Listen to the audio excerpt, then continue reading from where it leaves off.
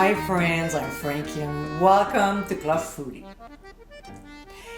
Before spring finally settles in and brings warmer weather, I still make casseroles. To me, it's comfort food to the max.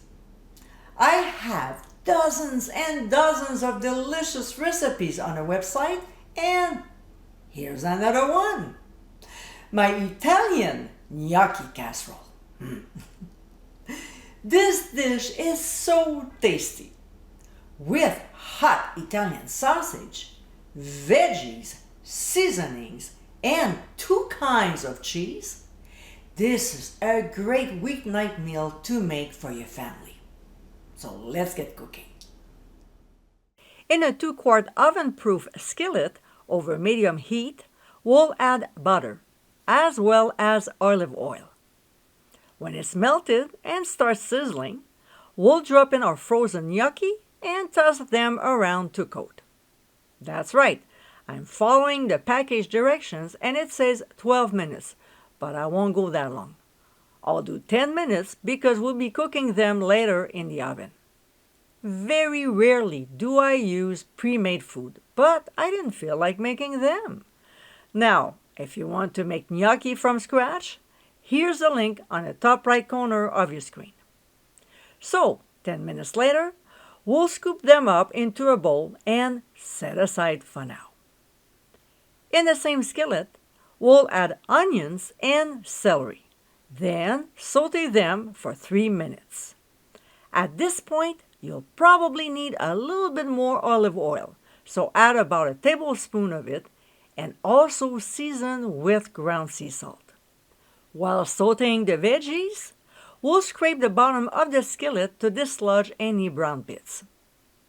To this, we'll add red peppers, which bring some sweetness, and cook for 2 minutes.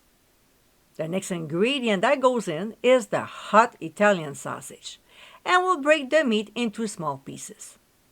I mention it all the time, but I'm telling you, this meat chopper works like a charm. And no, I'm not being paid for saying that, although I should.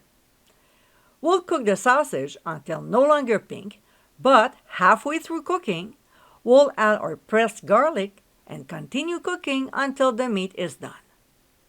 Now, we'll add some baby spinach. There's 3 cups of it and it's packed. We'll toss it around and cook until wilted, about 1 minute. It goes pretty fast.